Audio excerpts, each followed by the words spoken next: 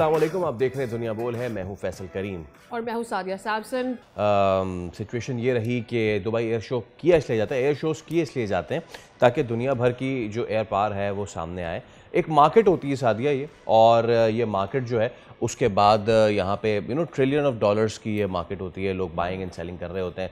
लेकिन अफसोसनाक वाक़या यहाँ पे ये पेश आया कि भारतीय जो जंगी तैयारा था तेजस, वो फ़िज़ाई करतब के दौरान गिरकर तबाह हो गया, और जो इनिशियल रिपोर्ट आई उसके मुताबिक टेक्निकल फॉल्ट की वजह से ये कंट्रोल खो बैठा, जिसके बाद शो को फौरी तौर पर मुअत्तल कर दिया गया। ये वाक़या भारत के लिए एक बड़ा धचका भी साबित हुआ है, क्योंकि तेजस को जदीद मुल्की दफ़ाई सलाहियत के अलामत बनाकर आलमी मंडी में फ़रोग़ के लिए पेश किया जा रहा था। और इस हवाले से एक्सपर्ट्स बता रहे हैं कि इसकी नौयत के अवामी हादसात, इस नौयत के जो अवामी हादसात होते हैं वो भारत की बरामदी कोशिशों को शदीद नुकसान पहुँचाते हैं और तेजस की साख को बराह रास्त भी मुतासिर कर रहे हैं।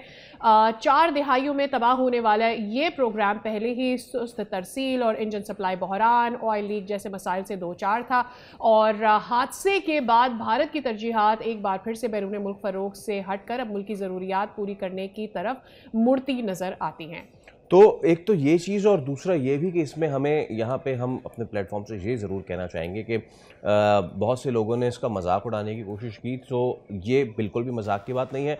जंग में रफ़ाइल का गिरना एक इशू, लेकिन एयर शो में एक तैयारे का इस तरह गिर जाना और एक पायलट का चले जाना, उसको ना सिर्फ ये कि हमारी तरफ से, हमारी मिलिट्री एयरफोर्स के साबिक अफसरान की तरफ से उस पर अफसोस का इजहार किया गया, हमारे फॉर्मर कैप्टन शाहिद अफरीदी ने भी इसका अफसोस का इजहार किया। This shows the matureness of our nation. Civil sense भी इससे उजागर होती है, क्योंकि पूरी आवाम ने इसको दुख की नज़र से ही देखा पाकिस्तान की, क्योंकि वो ये जानते हैं कि किसी भी मुल्क का जब सोल्जर मरता है तो उसके पीछे एक बहुत ह्यूज नुकसान होता है, वो सारी मेहनत और फिर एक जान का ज़िया हो जाना कहीं भी सेलिब्रेट नहीं किया जा सकता।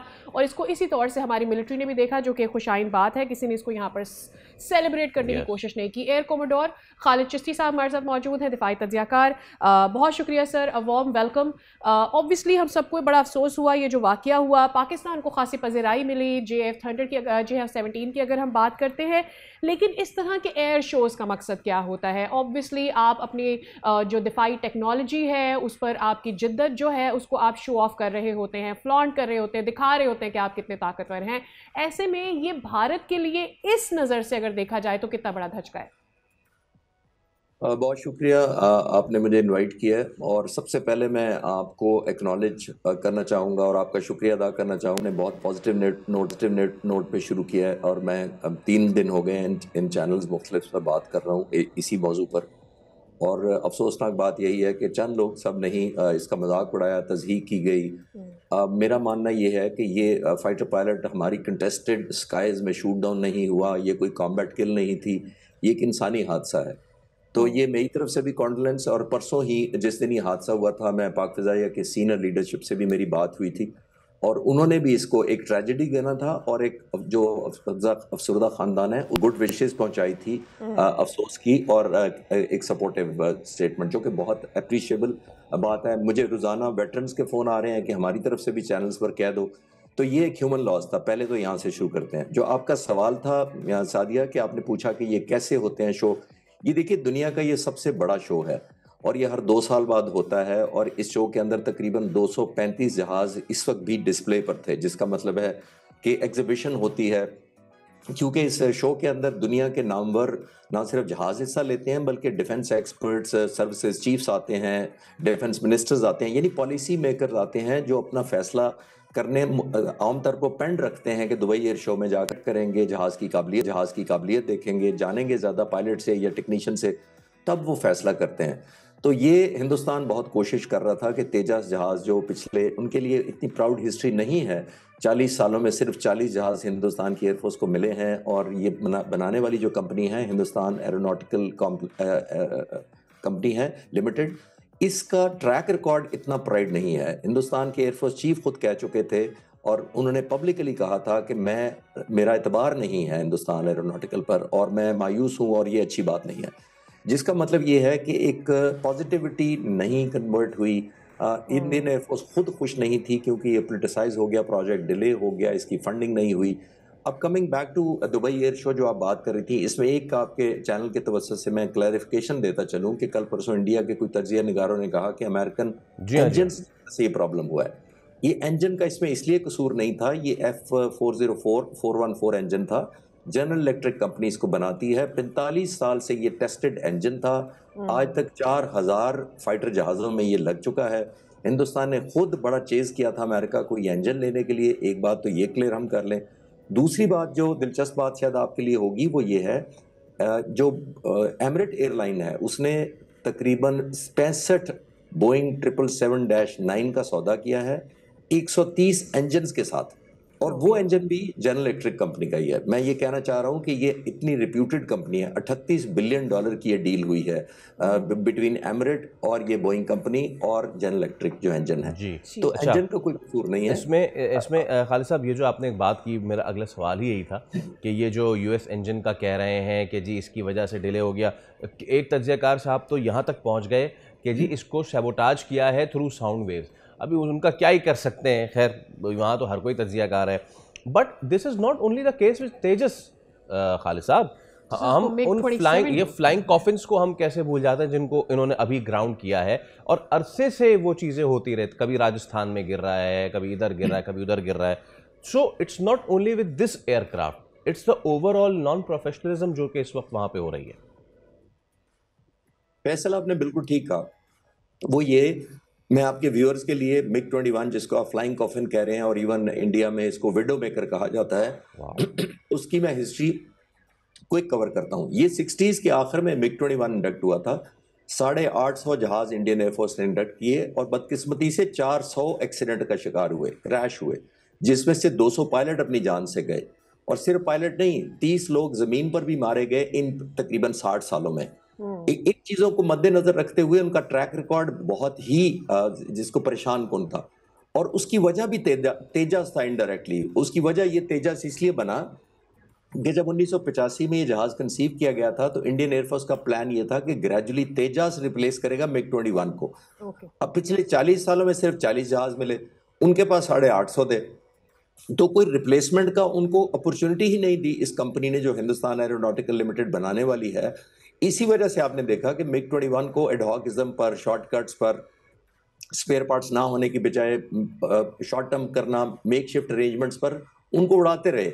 और जब आप फाइटर जहाज को उड़ाएंगे इस तरह मेकशिफ्ट अरेंजमेंट पर, तो वो बर्दाश्त नहीं करता और माफ भी नहीं करता।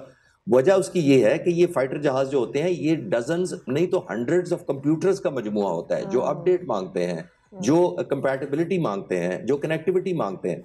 तो जब ऐसा नहीं होता तो जाहिर है फाइटर जहाज ऐसे मौकों पर आपको दगा दे जाता है या धोखा दे जाएगा जहां वो एक्सपेक्ट नहीं करते आप। तो वो इसलिए दे जाएगा कि ये हम इसको एक्सट्रीम लिमिट्स तक ऑपरेट करते हैं। फाइटर जहाज ये ट्रांसपोर्ट की तरह नहीं होता है, आपने एक्सट्रीम लिमिट अपनी भी टेस्ट करनी होती है और जहाज की भी होती है। तो ये इस बैकग्राउंड के अब में आप देखें तो अब उनको बहुत बड़ा धचका लगा है तेजस को, वो मलेशिया को, इंडोनेशिया को, इजिप्ट को। और आप सर सुनकर शायद हैरान होंगे कि हिंदुस्तान अमेरिका को भी एक्सपोर्ट करना चाह रहा था Tejas as a low cost fighter jet. और खालिद चिश्ती साहब, आई रिमेंबर इससे पहले तेजस के लिए अर्जेंटीना ने डिक्लाइन कर दी थी deal, if I am not wrong. And also I remember Dhruv helicopters के लिए इक्वाडोर, जो लैटिन अमेरिकन कंट्रीज हैं, उन्होंने ये डील जो है वो कैंसिल कर दी थी। इक्वाडोर में ये लोग अच्छा मुजाहरा नहीं कर सके थे as far as I remember. And now Brazil के साथ भी ये लोग करना चाह रहे थे, बट देन अब समझ में यही आ रहा है that they are not okay with it, because इस तेजाज में या इसके अलावा जो दीगर टेक्नोलॉजी उनको हासिल करनी थी, दे रियली वांटेड को उनको अपडेटेड वर्जन्स मिले which India couldn't provide them. ये आपने बहुत अच्छा सवाल किया और पॉइंट आउट भी किया। देखिए, दो चीज़ों पे हम बात करते हैं। जब हम एक्सपोर्ट करना चाहते हैं जहाज, तो दुनिया मांगना चाहती है टेस्टेड जहाज। टेस्टेड का मतलब है कॉम्बैट प्रूवन या बैटल टेस्टेड। हमारा तेजस के मुकाबले में हमारा पाक फिजाइया का F-17 थंडर इसलिए ज़्यादा डिमांड में है कि अल्हम्दुलिल्लाह पाक फिजाइया ने ना सिर्फ 30 सालों में 200 जहाज इंडक्ट किए, जबकि उन्होंने 40 सालों में सिर्फ 40 किए, तो कोई कंपैरिजन नहीं था। पहली बात तो ये है। दूसरी बात ये है, हमने कंटिन्यूस अपग्रेड किया, ब्लॉक 1, ब्लॉक 2, ब्लॉक 3 इनको एम्प्लॉय किया, ना सिर्फ 2019 फरवरी में अभिनंदन के केस में, बल्कि अभी मई में भी हमने एक्सटेंसिव ये जहाज डिप्लॉय किया। इंडिया का जो S-400 missile surface to air तबाह किया, वो इसी जहाज ने तबाह किया। तो ये बैटल टेस्टेड और कॉम्बैट प्रूवन जहाज है। दुनिया जब ये देखती है कि एक ऐसा जहाज जो बैटल में नहीं गया, कभी कॉम्बैट में टेस्ट नहीं हुआ और इस तरह का एक्सीडेंट भी हो जाए फिर, तो दुनिया की नज़रें फ़ौरन शिफ्ट हो जाती हैं, इसमें माफ़ी नहीं मिलती है, जैसे मैं पहले अर्ज़ कर रहा था, और ये क्रेडिबिलिटी बहुत साल लगते हैं आपको रीगेन करने में।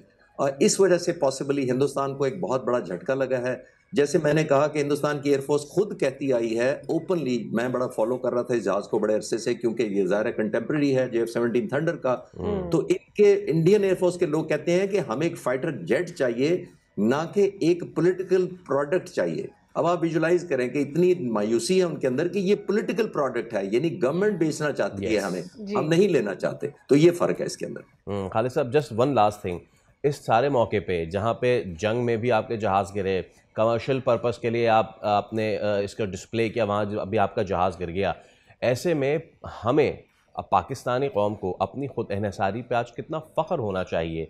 JF-17 made by JF-17, made by the Al Khalids, made by the Al Zarrars, everything जो कि पाकिस्तान खुद बना रहा है, कितने फ़ख्र का मोमेंट है हमारे लिए। देखिए, ये ट्रिब्यूट जाता है तमाम लीडरशिप को और ख़ास तौर पे तमाम सर्विसेज के, लेकिन मैं क्योंकि पाक फ़िज़ाइया से मेरा ताल्लुक़ रहा, तो मैं air marshal Asad Khan, air marshal Noor Khan से लेकर आज तक जितने सरबराह रहे हैं, उन्होंने वाकई विजन पे काम किया। उन्होंने टेक्नोलॉजी से बीट करने की कोशिश की है, आउटनंबर्ड जो इंडिया के साथ हमारा रेशो था, पहली बात। और मोस्ट इंपॉर्टेंट जो पिछले 3.5-4 साल में मौजूदा सरबराह चीफ मार्शल ज़हीर अहमद बाबर सिद्धू हैं, इन्होंने पिछले 3 साल में 19 नई इंडक्शन की थी खुद इनसारी पर, जिसमें ड्रोन्स हैं, national aerospace science technology park है, J-10C है, PL-15 है, HQ-9B मिसाइल्स हैं, यानी मैं नाम लेता जाऊंगा। मैं इसलिए कह रहा हूं कि ये आपको एक पैशनेट डिपेंडेंसी कम करने की एफर्ट करनी पड़ती है दूसरे निसार। हम पर सैंक्शंस बड़ी दफा लगी हैं। अमेरिका के साथ आप देखिए 50 साल में कभी हम रेलेवेंट होते हैं, कभी इरेलेवेंट हो जाते हैं, कभी हम गुड साइड होते हैं, कभी हम इतनी गुड साइड नहीं रहते। तो ये डिपेंडेंसी हमने जब खत्म की है, अल्हम्दुलिल्लाह हमारी इतनी टेक्नोलॉजी हो गई है, ड्रोन्स हिंदुस्तान के अंदर तक कई 100 किलोमीटर तक जा रहे थे, वो मेड इन पाकिस्तान थे।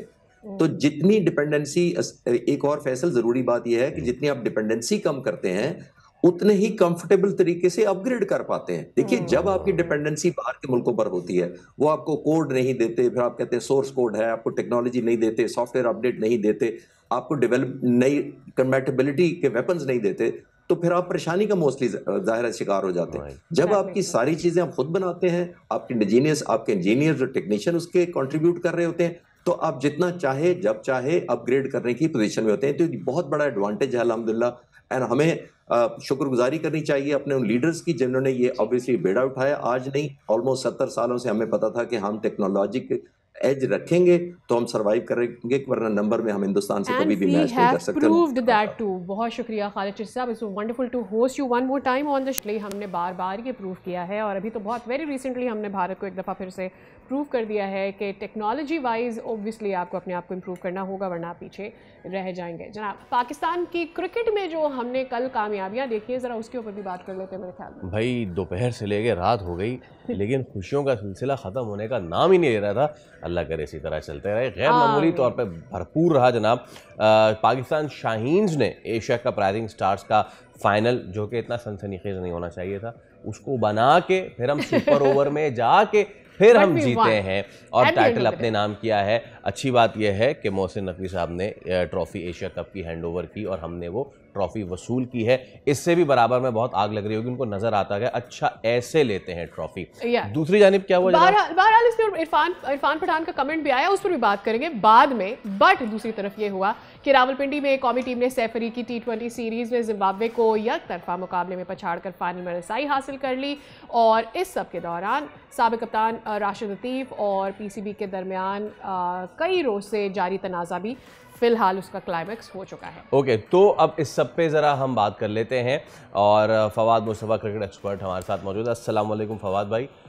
ओके, हम फवाद मुस्तफ़ा से भी बात करेंगे, बट एक बहुत ही अच्छा, मेरे लिए Pakistan Zimbabwe was not the, although के बाबर आए, उन्होंने रन्स किए, साहबजादा फरांज उन्होंने रन्स किए, और जनाब कल हैट्रिक भी हो गई और बहुत ही ज़बरदस्त जो है शानदार हैट्रिक भी कल हमने देख ली। Got the chance to perform, ये हो गया ना, एक हैट्रिक आपको नजर आ गई। अदरवाइज ये होता है कि हम मैचेस जीत ही जाते हैं लेकिन कोई इंडिविजुअल परफॉर्मेंस बॉलिंग साइड से या बैटिंग साइड से जो है वो आउट लाउड शाइन नहीं कर पाती है, तो आपको ऐसा लगता है कि कोई एक हीरो कौन होगा इस सीरीज का? सबने अच्छा परफॉर्म तो किया। उस्मान तारिक ने हैट्रिक भी कर ली, बाबर आजम भी चल गए, बट अगेंस्ट जिम्बाब्वे ये चीज़ हमें नहीं करनी चाहिए। लेकिन ज़्यादा मेरे लिए अच्छी चीज़ थी एशिया कप, राइजिंग स्टार्स। अब सवाल ये बनता है सादिया कि इन राइजिंग स्टार्स में से वो कौन से लड़के हैं जिन्हें हमें लाना चाहिए in at least in are T20 side. एक के लिए तो मैं बिल्कुल श्योर हूँ, और वो है कप्तान इरफान खान नियाजी, जो कि पाकिस्तान की नुमाइंदगी कर भी चुके हैं। चलिए, फवाद मुस्तफ़ा हमारे साथ मौजूद है। अस्सलाम वालेकुम फवाद भाई, thank you so much for your time sir. Asia cup emerging rising star हमने जीत लिया है। परफॉर्मेंस सबकी आपको पता, हमें भी बताएं, मुझे बताएं फौरी तौर पे कौन से लड़के जो कि नेशनल साइड में आना डिजर्व करते हैं? देखिए, मेरे ख्याल से एक तो बहुत बहुत मुबारकबाद पाकिस्तान क्रिकेट टीम को, पाकिस्तान क्रिकेट बोर्ड को। मेरे ख्याल से जो लड़के तैयार हैं उनमें सुफियान मुकीम एक ऐसा खिलाड़ी है कि जो फौरन आ सकता है। अहमद दानियाल ने अंडर प्रेशर जिस तरह से परफॉर्म किया, तो वो भी काफी हद तक अगर जरूरत पड़ेगी तो ये जरूर पता है कि अंडर प्रेशर जो भी आदमी इस तरह से खेलता है, जतवाता है, पहले भी पाकिस्तान की टीम का वो हिस्सा रह चुके हैं, तो वो भी अगर जरूरत पड़े तो तैयार हैं काफी हद तक। बैटिंग में मास सदाकत ने बहुत इम्प्रेस किया, एंड उम्मीद ये है कि वो भी जिस तरह से आगे बढ़ रहे हैं बहुत जल्द टीम में जगह बना लेंगे। मेरा सिर्फ कहना ये है कि एक जो अच्छी बात ये है कि हमारी बेंच स्ट्रांग होती चली जा रही है, जो हमें एक परेशानी लाक होती थी कि जी हमारे पास बैकअप नहीं है, हमारे पास प्लेयर्स नहीं है, जो हम बात कर रहे थे। और पिछले एक महीने में अगर आप कामयाबियां देखें तो पाकिस्तान ने साउथ अफ्रीका को सीरीज हराई, उसके बाद श्रीलंका को सीरीज हराई, T20 कप के फाइनल में पहुंचा, हांगकांग 6 जीता, और फिर ये एशिया राइजिंग स्टार जीता। तो पाकिस्तान क्रिकेट बहुत अच्छा परफॉर्म किया पिछले 30 दिनों में। सही। अच्छा फवाद भाई, अब हमें एक बड़े इवेंट की बात भी करनी है ना, क्योंकि ऑब्वियसली हमारे पास बैकअप नहीं था, हम ये पहले रोना रो रहे थे, अब हमारे पास बैकअप नज़र आ गया, लेकिन हम कभी अपने बैकअप को सही तरह से यूटिलाइज नहीं करते, ये भी हमें पता है। तो हम ऑप्शंस कलेक्ट करके उनको जैसे डिस्करेज करते हैं, उनको बेंच करते हैं, टूर के लिए ले जाते हैं, उन्हें टीम में इंक्लूड नहीं करते हैं, ये हमारी हिस्ट्री है। तो ठीक है अहमद दानियाल, ठीक है सुफियान को तो हम खुला भी चुके हैं। एक तो ये, दूसरा हमने कैपेसिटी बिल्डिंग कितनी की है अपने प्लेयर्स की, दैट इज़ व्हाट मुझे अभी इंटरेस्ट है, क्योंकि आगे जाके छोटी टीमें नहीं है, इट्स अ बिग इवेंट और हमें बड़ी टीमों के साथ मुकाबला करना है। देखिए, बात छोटी बड़ी टीमों का नहीं है, जिस तरह से आप जीत रहे हैं, आप देख रहे हैं अगेंस्ट श्रीलंका, अगेंस्ट जिम्बाब्वे, वो जो मार्जिन है वो काफी बड़ा है, कुछ मैच करीब भी आए, लेकिन आपने बेहतर क्रिकेट खेली है। अब आपने तैयारी करनी है वर्ल्ड कप की, एंड वर्ल्ड कप का एडवांटेज आप कह लें ये है कि आप मैचेस श्रीलंका में खेलेंगे जो काफी हद तक कंडीशंस आपको सूट करती हैं।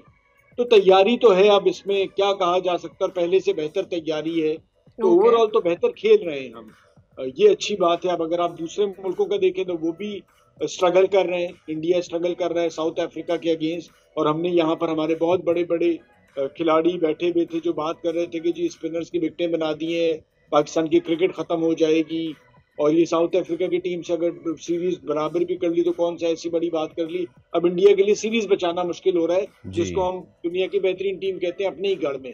तो हम भी अप्रिशिएट नहीं करते, सिर्फ तनकीद ही ज्यादा कर रहे होते हैं। बाबर आजम को भी लगे हाथ तो अप्रिशिएट कर लेना चाहिए फवाद भाई हमें। सॉरी, बाबर आजम को भी लगे हाथ तो अप्रिशिएट कर लेना चाहिए हमें। नहीं, ऑब्वियसली देखिए, बाबर आजम से जो वो एक्सपेक्ट कर रहे थे, जिस वजह से उन्हें बाहर बिठाया था, जब वो वापस आए तो बेहतर करने लग गए ना, ये तो बड़ी अच्छी बात है। आप देखिए वनडे में भी जिस तरह से खेले, T20 में भी खेले, जो ऑब्जेक्टिव बाहर बिठाने का, ये रेस्ट कराने का होता है, वो जरूरी नहीं है कि आपने किसी को प्लेयर को बाहर कर देना होता है। ऑब्जेक्टिव ये होता है कि उसको ये पता चला जाए कि जी वो और बेहतर कर सकता है और बेहतर करे, और साथ साथ चीजें ये कि आपके खिलाड़ी इतने आते जा रहे हैं कि खुद ब खुद आपको बेहतर होना पड़ेगा। पहले तो ये पता होता था कि कोई मुझे रिप्लेस ही नहीं कर सकता, अब खिलाड़ी पीछे तैयार होते जा रहे हैं। आपका डोमेस्टिक सीजन में आप देखें लड़कों ने जिस तरह से परफॉर्म किया है, जो टॉप बैटर्स हैं वो अंडर 25 ही हैं। शामिल को ले लें, साद बेग को ले लें, अजान उवैस को ले लें, साद खान को ले लें, ये वो लड़के हैं जो 25 साल से कम उम्र के हैं। तो साथ साथ चीजें आपकी बेहतर होती जा रही है, और उम्मीद है कि आप वर्ल्ड कप में भी बेहतर करेंगे। आपने पिछले 30 दिनों का जो अहाता किया है, तो मैं ओवरऑल अपनी इमर्जिंग शाहीन्स को और नेशनल टीम में भी, अगर मैं आपको ये कहूँ फवाद भाई कि कुछ ऐसे नाम हैं जो कि आए, उन्होंने अच्छा परफॉर्म किया और कुछ का कमबैक बड़ा अच्छा हुआ। उसमें से अगर हम चुने एक फ़हीम अशरफ, सर बहुत तनकीद की उन पे, लेकिन फ़हीम अशरफ ने बड़ा अच्छा कमबैक किया। मोहम्मद नवाज़ ज़बरदस्त कमबैक किया। और इसके साथ में अगर शाहीन्स की बात करूं तो मास सदाकत को मैं कैसे भूल सकता हूं। सेमीफाइनल तक वो नॉट आउट रहे, उसके बाद फाइनल में भी उनकी अच्छी इनिंग्स आई, प्लस ये कि वो बॉलर भी बहुत अच्छे हैं। ठीक है, इंडिया के खिलाफ उन्होंने ही शैकल्स जो है वो ब्रेक किए थे। सो बहुत अच्छा प्रोस्पेक्ट है पाकिस्तान के लिए। मेरा सिर्फ एक ये है कि हम ज़रा बाहर जाएं एशियन कंडीशन से, वहाँ जाके अपने इन शाहीन्स को टेस्ट करें, तो हमें इनका मेटल ज़्यादा बेहतर जो है पता चल सकेगा। फवाद भाई आप बिल्कुल सही बात कह रहे हैं। हमें अब मेरे ख्याल से ए टीम के टूर्स प्लान करने चाहिए। साउथ अफ्रीका भी इन लड़कों को भेजना चाहिए, ऑस्ट्रेलिया भी भेजना चाहिए, इंग्लैंड, न्यूजीलैंड, और इसी तरह से बाकी मुल्क टीमों को तैयार अपनी करते हैं। आप देखें, इसी तरह से इंडिया अपनी ए टीम्स को दुनिया भर में भेजता है। तो ये बहुत ज़रूरी है कि टूर्स अरेंज किए जाएं उन कंडीशंस में, ताकि लड़के जब पाकिस्तान को रिप्रेजेंट करें और इन जगहों पे जाके टेस्ट क्रिकेट खेलें या ओडीआई या T20, तो वो काफ़ी हद तक उस जगह के बारे में उन्हें अंदाजा हो। तो ये चीज़ें ज़रूर प्लान करनी चाहिए क्रिकेट बोर्ड को।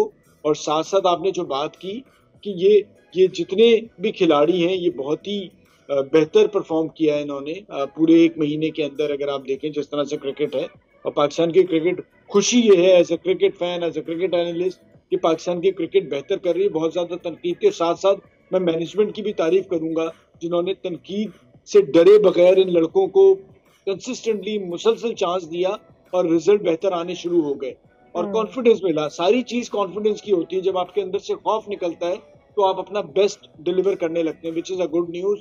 एंड शुक्र है कि पाकिस्तान अच्छा करे, और यही हम और आप चाहते हैं कि पाकिस्तान अच्छा करे। राइट।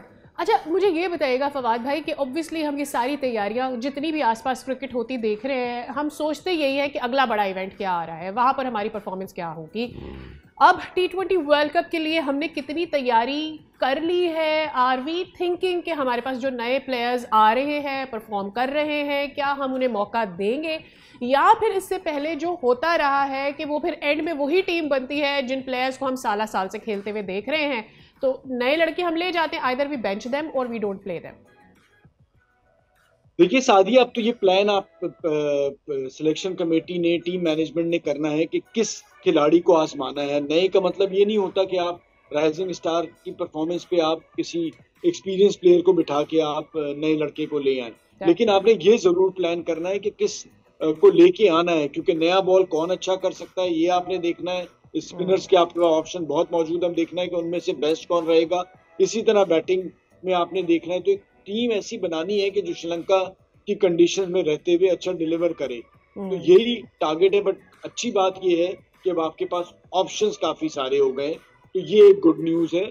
और जिस तरह से आप खेल रहे हैं, कॉन्फिडेंस लेवल बढ़ रहा है, एंड उम्मीद यही है कि वर्ल्ड कप में जैसा आपने माजी में देखा उससे आप बेहतर कर सकते हैं। जीत और हार T20 में कोई गारंटी किसी भी टीम की नहीं होती, लेकिन ये जरूर है कि आप पहले से बेहतर कर सकते हैं और इस पोजीशन में भी आ सकते हैं जो कॉन्फिडेंस लेवल है कि आप जीत भी सकते हैं। एक आर्गुमेंट जो मैं बिल्ड करना चाहूंगा वो ये कि हम कंपेयर करें इंडिया के पास, मतलब कि they were big players, Rohit Sharma, Virat Kohli and all, लेकिन इनके साथ ये नहीं किया इंडिया ने कि जनाब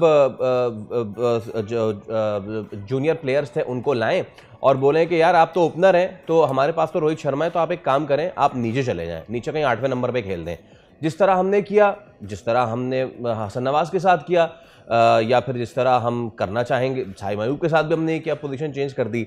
तो now I think it's the time कि बजाय हम इन प्लेयर्स को लाएं, सादिया ने भी कहा कि बजाय इन प्लेयर्स को लाएं और इनको या तो बेंच कर दें या फिर इनके नेशनल नंबर से हटा दें, कुछ लड़कों को निकालें ना सीनियर से और फिर इनको करें ट्राई, और इनको ट्राई करें। इंडिया ने भी पे ऑफ किया, हम भी पे ऑफ करेंगे। और may be don't sit them completely, एक दो मैचेस में उनको मौका तो दे उनके रियल नंबर पर खेलने का।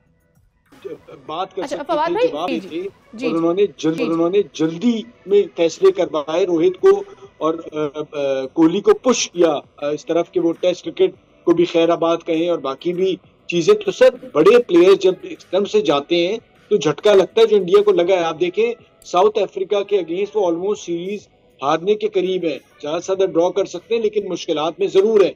और आप सीरीज बराबर कर चुके हैं उसी टीम के अगेंस्ट, तो आप ये गलती, जब आप सीनियर्स को इस तरह से निकालते हैं तो आप गलती करते हैं, और इंडिया ने वो गलती की। ओवर कॉन्फिडेंस कि जी हमारे पास ये, कि बेंच भी जब तैयार हो जाती है तो ये देखना होता है कि उस प्रेशर में, उस लेवल पे आके वो यंगस्टर कैसे डिलीवर करेंगे। तो ये सारी चीजें आपने प्लान करनी होती हैं। होपफुली चीजें बेहतर हो रही हैं, क्रिकेट बेहतर हो रही है, लोगों का शौक भी वापस क्रिकेट में आ रहा है, तो this is a good news. PSL की प्लानिंग चल रही है, तो बहुत सारी चीजें अच्छी हो रही हैं। ओके, बहुत शुक्रिया फवाद भाई। We would have love to talk about Africa as well, वहाँ हालत पतली है इंडिया की, लेकिन चले जनाब, कराची में 10वां 2 रोज़ा अदब फेस्टिवल जो है वो इख्तिताम पजीर हुआ और अदबी, सकाफ़ती और तालीमी मौज़ूआत पर गुफ्तगू के साथ मुतादिद किताबों की रोनुमाई भी हुई। उर्दू अदब, शायरी, अफसाना, फ़लसफ़ा, मस्नुई ज़हानत और माहौलियात जैसे मौज़ूआत पर नशस्तें भी हुई हैं। लोगों के तासुरात क्या रहे, आपको सुनाते हैं। और इस वक्त तो खासा इम्पोर्टेंट है, इसलिए कि आपके यहाँ जिस तरीके से वहशत और बर्बरियत को पैटर्नाइज किया जा रहा है और प्रोपेगेट किया जा रहा है, उसका रोग जो है वो सिर्फ और सिर्फ जो है कल्चरल फेस्टिवल ही कर सकता है, और लिटरेचर और अदब। तो ये बहुत अच्छा है कि ये सब सिलसिले हो रहे हैं। देखिए, अदब सबसे इम्पोर्टेंट बात तो ये है कि हमारे जो बच्चे हैं, इवन जो बड़े हैं, बिकॉज वो बुक से बहुत दूर हो गए। सो इस तरह के अदर फेस्टिवल से एक तो उनका रिकनेक्शन होता है with books, with literature, and like you know उन्हें और लोगों से मिलने का मौका मिलता है, और I think it's a great opportunity for them to you know meet with like minded people. बहुत ज़रूरी है अदर फेस्टिवल्स, बहुत बहुत ज़रूरी हैं, बिकॉज आपकी सिविलाइजेशन जो है, आपको सिविलाइज चाहिए या नहीं चाहिए, या जंगल चाहिए, तो ये आपको इंसान बना देगी। ठीक है ना, आपको ज़िंदगी के बारे में किताबें समझाती हैं, किताबें आपकी दोस्त होती हैं, और ये पूरा फेस्टिवल जो है इसका ताल्लुक किताबों से है। It seems that we should be enlightened with more educated people around, and this is the only way for any improvement, if any, possible in our society. तो जितना लिटरेचर फलता है सोसाइटी में, उसका मतलब ये होता है कि the people have time to think about other things than just earning and eating and food apart from that. So I guess it's a good change. It's a good change. It should happen more. अदब festival या इससे मिलते जुलते जो भी programmes होते हैं, उसके अंदर पैगाम यूथ के लिए सबसे बड़ा ये होता है कि आप किताबें पढ़ें, आप उन लोगों से जिन्होंने लिखा है, जिन्होंने तहकीक की है, जिन्होंने मुताला किया हुआ है, उनकी नॉलेज से इस्तेफादा हासिल करें और अपने लिए ऐसे लोगों को मॉडल बनाएं ताकि आप उस लाइन पे चल सकें और आप माशरे के लिए एक बेहतर एक शहरी बन सकें। मैं ये समझती हूँ the connection between literature and artificial intelligence it's very important, क्योंकि वहाँ पर लिटरेचर लिखा जा रहा है और आर्टिफिशियल इंटेलिजेंस उसको और ज़्यादा, जिसे कहते हैं ना, एनहांस कर रहा है, पॉलिश कर रहा है, नए आइडियाज़ लेकर आ रहा है। तो मैं समझती हूँ it's a wonderful and very successful program, and I congratulate the entire team of 10th Adab festival. बिल्कुल ठीक जनाब, किताबें आपको सोच देती हैं, आपकी सोच को बदलती हैं, आपके पर्सपेक्टिव को नया रुख देते हैं, और इस पर्सपेक्टिव को कवर कर रही थी मरियम हसन, हमारी नुमाइंदा। बहुत बहुत शुक्रिया जनाब। इसके साथ वक्त हो गया ब्रेक का। सी you after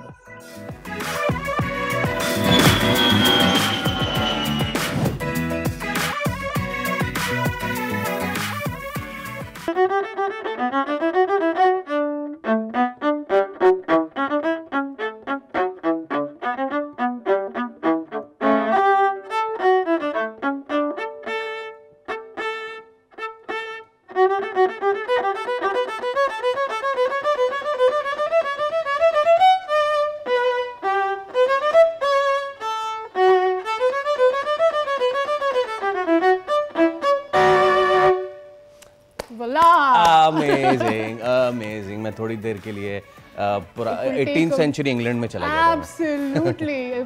Karachi art council में वर्ल्ड कल्चर डे की रंगारंग महफिल जारी है। आए दिन हमारे साथ हमारे मेहमान मौजूद होते हैं जो कि अपनी सकाफत वहाँ तो चमका रहे हैं, उसे रोशन कर रहे हैं, लेकिन वो रंग यहाँ तक बिखर रहे हैं। हमने सोचा कि जब कराची आर्ट्स काउंसिल का जो स्टेज है वो इतना खूबसूरत हो रहा है, तो फिर हम अपने जो है वो स्टेज को, हम अपने सेट को क्यों ना सजाएं। तो आज हमारे साथ रिजवान जगानी मौजूद हैं। By the way doctor Rizwan Jagani हैं, अमेरिका से ताल्लुक़ रखते हैं और वो आज हमारे साथ मौजूद हैं। और ये जो इन्होंने बजाया है, बहुत से लोगों को ये लग रहा होगा कि वायलिन है, लेकिन ऐसा नहीं है। तो ये क्या है जानते हैं। डॉक्टर रिजवान हमारे साथ मौजूद हैं। अस्सलाम वालेकुम, वेरी गुड मॉर्निंग। वालेकुम अस्सलाम, good morning, thanks for You having were me. telling it was our pleasure. You were telling that this is not violin. What Yes. is it? So this is a viola. I like to say that if rich dark chocolate had a sound, it would be the viola, and for all the South Asians, violin ka bara bhai. But it's a bit bigger than a violin. It's also a bit deeper. The violin has a sound that's a lot higher and brilliant, but the viola क्या आप बजा सकते हैं what violin is और फिर what viola is? Like how deep is viola? Absolutely. So the violin has a high string called the E string, and it sounds like this. But viola, we have what's called the C string. So if I want to play something to just show off the string, nice little slow melody.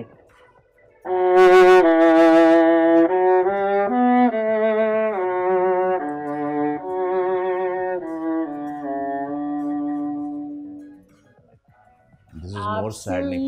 पता है violin जो है ना वो it's such a beautiful instrument कि उसमें दुख ज़्यादा ना झलक रहा होता है और वियोला में तो ये तो जैसा आप बड़ा भाई कह रहे हैं दुख का बड़ा भाई कर दिया आपने। If they often say also that this instrument is closest to the human voice. So it almost sounds like a person singing, and you can sing very brilliantly and happily, but you can also be very somber and very grounded to the earth as well. Yeah, but क्या ये perspective doctor Rizwan सही है कि violin sad sound है, sad sound करता है? Is it true? No. I mean, like, इसमें अपना ज़ाती तजुर्बा होता है। Okay. Personal experiences of heartbreaks. Yeah, we artists, we have a various range of emotions, and I think over the years, like being a classical musician, you have composers that have really accessed different elements of the instrument. Sahi. So I think maybe I just gravitate more towards the mellower, deeper pieces. Okay. But even for the viola, even though it's known for its low elements, there's also a lot of high stuff that we play as well. Right. Yeah. If I say कि अगर आप हमें कुछ ऐसा मेरा perspective या अगर फैसल का perspective है कि ये sad sound करता है instrument, How about change करना हो, a morning delight? Yeah, can we have something very delightful and happy? I mean, like the piece that I played in the beginning, that's that was a piece that was written in the late 1600s Germany, and it was one of the first pieces written of its kind for the instrument. It's called a viola concerto by a composer named George Philip Telemann. And he wrote this piece. And so there's a lot you can do that makes it sound happy and exciting. And I can even play one more little clip for you. Sure. So this is a different section of the same piece. Okay. So like...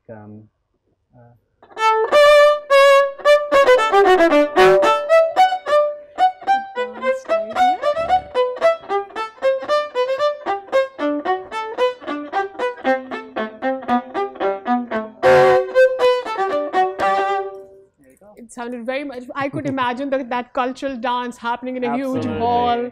है ना? अच्छा रिजवान, आप शुरू से America में रहे हैं या फिर अरसा कुछ यहाँ रहे? थोड़ा सा अपने बारे में बताएं। Yeah, so I was born in the United States. Been there pretty much my whole life, and I come to Karachi almost once a year if I can. I have family here. My nanny is here, and she's one of my biggest fans.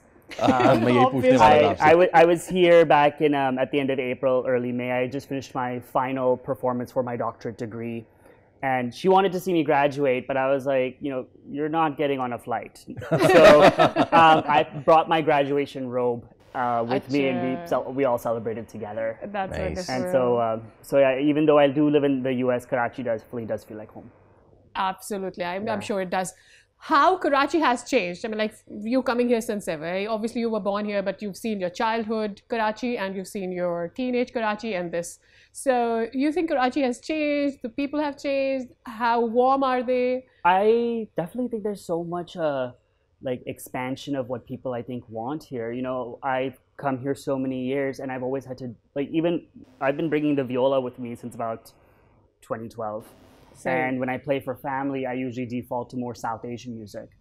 But I have to say, this is the first time I've been able to play Western classical music in Karachi for an audience, which to me is a huge celebration because, I can honor my roots in my, with my culture, as well as, bring this beautiful instrument into the spotlight as well, through the best way that I know possible, and that is through, my training as a Western classical artist. And then, also using my training to access different genres. So like last night I had my performance at the Arts Council, and I played 2 sections of the Telemann Concerto, the section that you heard. And as well as I did Tajdar-e Haram by the Atif Aslam version. Okay. As well as an encore with Basuri with the band members of the Arts Council. And it was one of the most meaningful and most special music performances I've had the chance to do. अच्छा, आपने जो mention किए हैं Tajdar Haram and then Pasoori as well, हमारे पास वक्त कम है लेकिन मैं चाहूँगा अगर थोड़ा थोड़ा सबका हो जाए, starting with Pasoori please. Okay okay.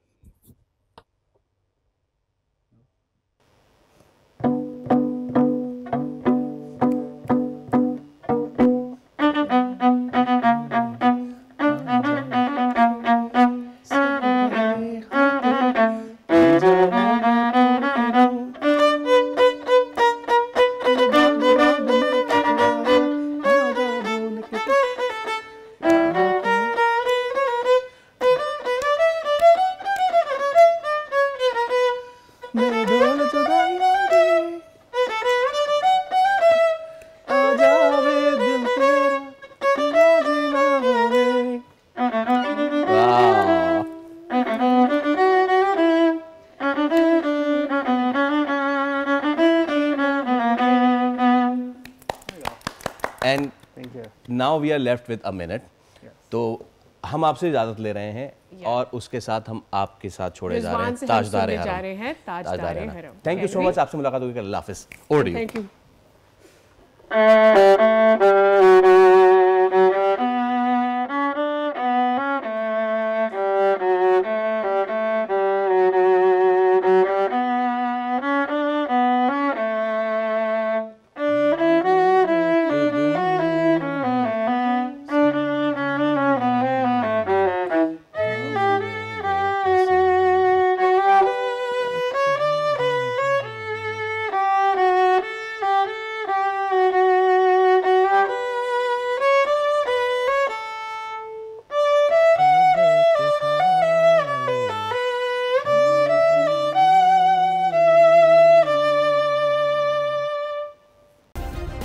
Subscribe करें और बेल दबाएं ताकि कोई खबर रह न जाए.